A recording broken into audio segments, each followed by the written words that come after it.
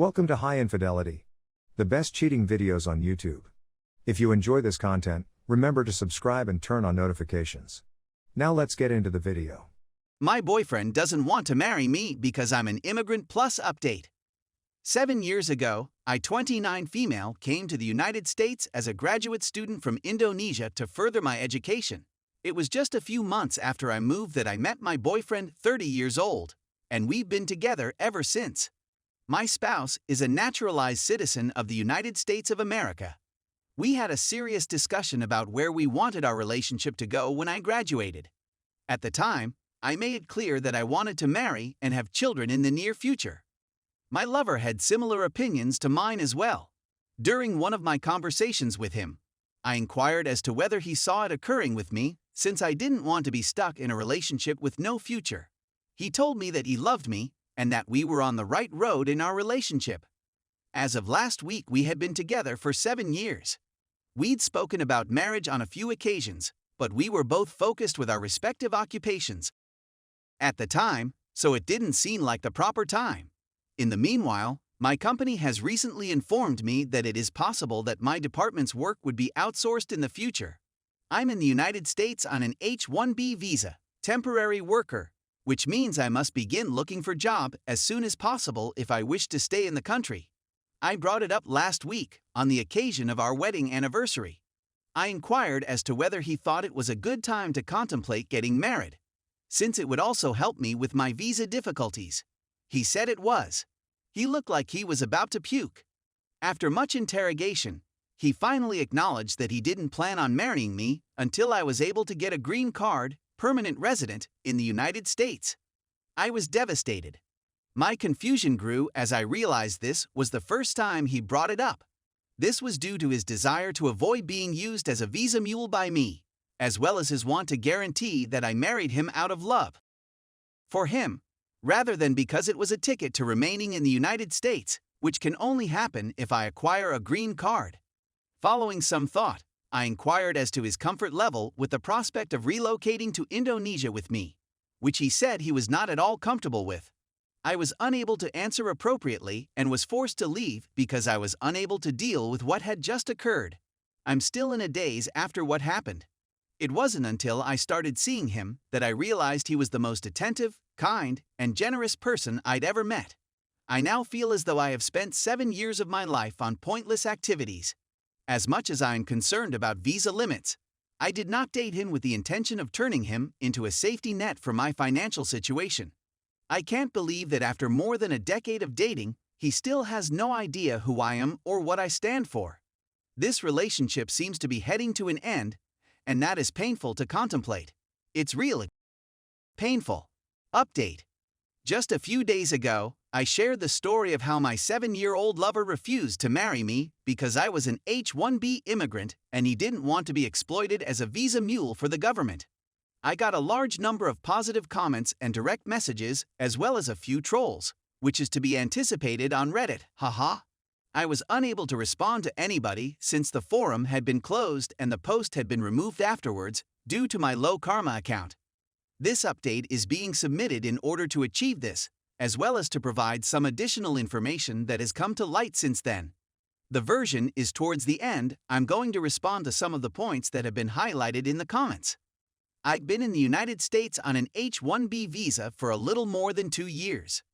Following graduate school, I participated in STEM OPT for almost 3 years.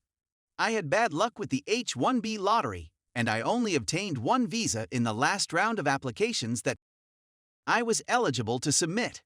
Obtaining permanent residency in the United States is not an easy undertaking. My acquaintances have been in the nation for more than 15 years and are still waiting for their permanent residency. Those of you who sent me direct messages labeling me a money digger made me laugh out loud. I am aware of the regulations that apply to supporting a spouse for permanent residence, especially in terms of the financial aspect of the sponsorship. Due to the following considerations, there should not have been a problem. I am a STEM major who has just made the journey from academia to management. I work for a large firm and have a comfortable lifestyle. My spouse works as a teacher, and our earnings are not comparable. He earns around $60,000, whilst I earn over $300,000. For the last 6 years, we've been together. It is our policy to establish a joint account into which we each deposit a percentage of our paychecks to cover living expenses such as rent and power bills. Due to the fact that we do not manage each other's money, the remaining of our money is placed in our own bank accounts. Because I'm a very frugal person, I have a substantial sum of money in the form of savings and investment opportunities.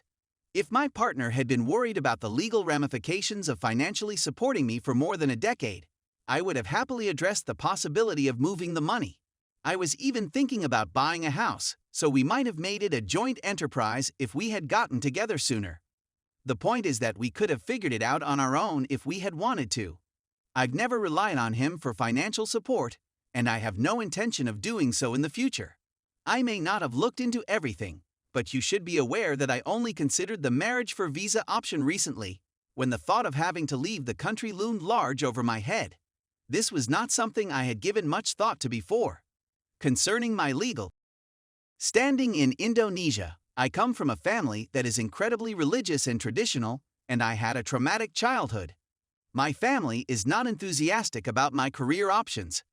As a result of my relocation to the United States, I lost contact with my family, who are thus absent from the photograph. I had a terrific relationship with my BF's family, and they thought the world of me. He is no longer my boyfriend, and that is the truth of the matter. I waited a few days to collect my thoughts before contacting him and expressing my want to talk with him in person. He agreed with me. He eventually revealed himself to be uncomfortable over earning less than I did for a long period of time. His friends have reportedly made fun of our relationship, referring to me as the sugar mama since I am responsible for the bulk of the household expenses. This was something he had never shared with me until tonight. Because our incomes were so dissimilar, he didn't feel like we were on an equal footing, and he started to assume that I was just there to help him get a PR as fast as possible. His acquaintances had tricked him into doubting our connection, and I couldn't believe what I was hearing. During my time in graduate school, I reminded him of the many ways he had assisted me, including providing groceries when I didn't have much money, allowing me to live with him rent-free during my final year of grad school to help me minimize expenses so that I didn't have to take out a loan, and providing permission for me to drive in his car when I went on job interviews. I explained to him that he did things because he cared for me, and that my shouldering the majority of household expenses after I started working is my way of repaying him for all he had done for me in the past. He expressed understanding of what I was saying, but added that he did not anticipate my earning more than he would in the near future. I inquired as to whether he would be interested in couples counseling as some of you had suggested, and he declined, stating that he did not feel he was being unreasonable.